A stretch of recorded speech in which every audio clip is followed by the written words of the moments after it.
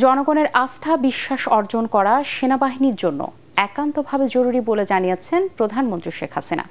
ঢাকা সেনানিবাসে নবনির্মিত armed forces institute of pathology ও সেনা প্রাঙ্গণ উদ্বোধন করে তিনি বলেন, সেনাবাহিনীর উপর জনগণের আস্থা বিশ্বাস না থাকলে তারা রণাঙ্গনে জয়লাভ করে না।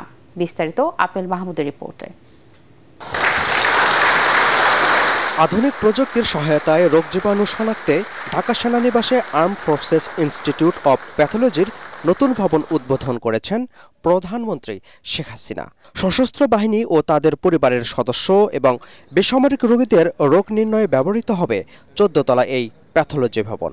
পরে আর্মি সেন্ট্রাল অডিটোরিয়ামে আয়োজিত দরবারে অংশ নিয়ে সেনাবাহিনীর সদস্যদের প্রতি বিভিন্ন দিক নির্দেশনামূলক বক্তব্য দেন সরকার প্রধান। বাহিনীর আধুনিকায়নে সরকারের ভবিষ্যৎ পরিকল্পনা তুলে ধরেন তিনি। পাশাপাশি শান্তিরক্ষা মিশনে সশস্ত্র বাহিনীর অবদান নিয়ে আন্তর্জাতিক মহলের প্রশংসার কথাও জানান প্রধানমন্ত্রী। যেহেতু আমাদের 2008 নির্বাচনের লক্ষ্য ছিল ডিজিটাল বাংলাদেশ গড়ে তোলা, কাজে আধুনিক প্রযুক্তি জ্ঞান সম্পন্ন আমাদের সশস্ত্র বাহিনী গড়ে উঠবে, সেটাই আমাদের লক্ষ্য এবং সেভাবে আমরা কাজ করে যাচ্ছি। শান্তিরক্ষা মিশনে আমাদের সশস্ত্র বাহিনী যে অবদান রাখে প্রতিটি দেশ প্রত্যেকেই ভূয়সী প্রশংসা করে, সেটাকে আরো উন্নত করাই আমাদের লক্ষ্য। সেনাবাহিনীকে দেশের সার্বভৌমত্ব রক্ষার সাথে সাথে জনগণের আস্থা অর্জনের উপর গুরুত্ব আরোপ করেন প্রধানমন্ত্রী। আমাদের সেনাবাহিনী আজকে জনগণের পাশে দাঁড়ায়, জনগণের আস্থা বিশ্বাস অর্জন করেছে। 75 15 আগস্টের পরে সেনাবাহিনীর উপরে যে আস্থা এবং বিশ্বাস সাধারণ মানুষ কিন্তু হারিয়ে ফেলেছিল। আমার প্রচেষ্টা ছিল যে সেনাবাহিনীর প্রতি আমাদের সাধারণ মানুষের একটা আস্থা বিশ্বাস যেন সৃষ্টি হয়, যেটা যে কোনো একটা সেনাবাহিনীর জন্য একান্তভাবে জরুরি, স্বাধীনতা সার্বভৌমত্ব রক্ষার জন্য প্রয়োজন।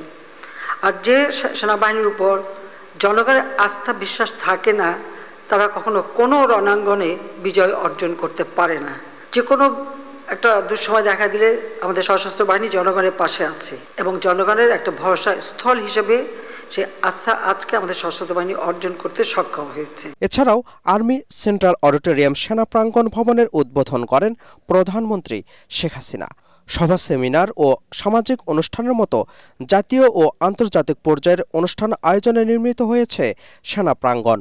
অনুষ্ঠানে স্বাস্থ্যমন্ত্রী ডাক্তার সামন্ত লাল সেন, সেনা ও নৌবাহিনীর প্রধান সহ সশস্ত্র বাহিনীর কর্মকর্তারা উপস্থিত ছিলেন। Apple Mahmud, ATN Bangla, Dhaka.